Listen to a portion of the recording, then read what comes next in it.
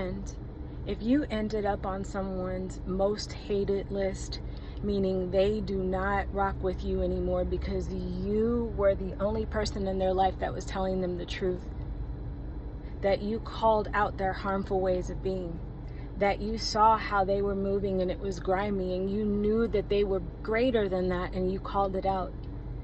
If you were the person that wasn't a yes person, that you stood for what was right and righteous, and they put you in the category as villain in their story, as someone that they hate, as someone that they don't ever want to speak to again, and you went through the smear campaign and you were torn down, and you did not lash out at that person, and you held your tongue, you held your ground, you stood on righteous business.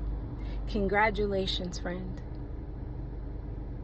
Because it takes a certain level of character, a certain amount of light, and a purity of heart to stand up for the truth, even if it means that maybe people in your family don't want you around anymore because you refuse to sanitize stories of things that happened in your family. Maybe it's a friend who doesn't rock with you anymore because you wouldn't stand by and watch them treat other people dirty. You wouldn't stand by and let them live out of the order of love. Not on your watch.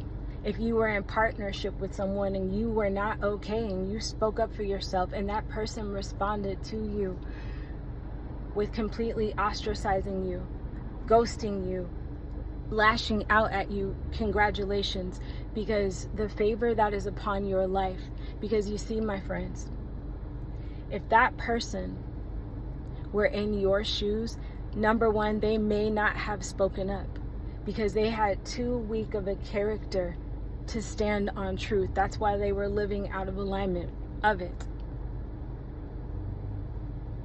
And also, if that person had experienced the same treatment from themselves and another, you and I both know that they would have reacted with no grace, and you did. And so again, the abundance of love and gold and favor that is upon your life because you stood in alignment of love. And I know how much it hurts because you know for sure that you did right by them and also the collective, because you were not okay with the okie doke. I salute you. And know that because of the way you moved wasn't like they moved, friend.